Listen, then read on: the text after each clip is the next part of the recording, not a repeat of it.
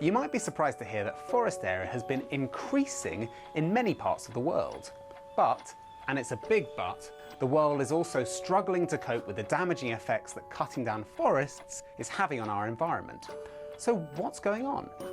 Scientific opinion is divided on whether forest area worldwide has increased in recent decades.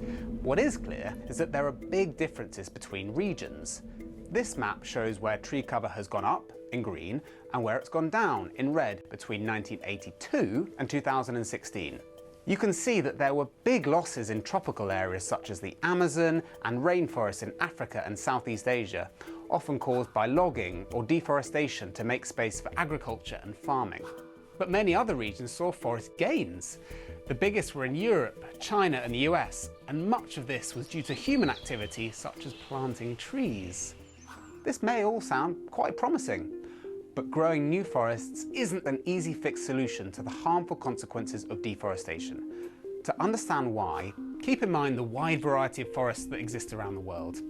A rainforest in Indonesia, for example, differs from a forest in Northern Europe in many ways, such as biodiversity, tree density, and the capacity to store carbon dioxide, which causes global warming. Tropical forests store much more carbon per hectare than other types of forests. Tropical forests are also among the world's most biodiverse ecosystems, playing host to many endangered species of animals and plants. But it's in these rich tropical regions where deforestation continues to be most severe. And the damage done by cutting down these natural forests cannot simply be compensated for by growing new ones.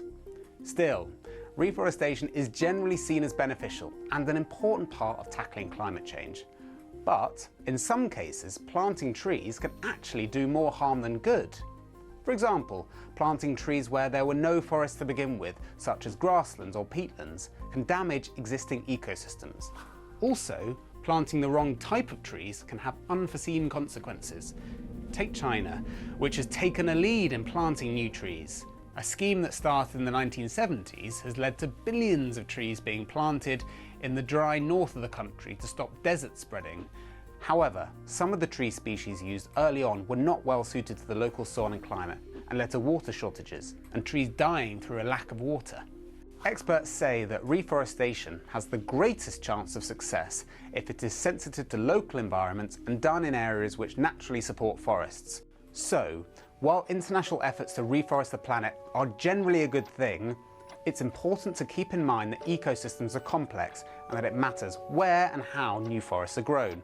Crucially, the damage caused by cutting down natural forests, especially in the most biodiverse regions of the world, cannot simply be outweighed by growing new ones.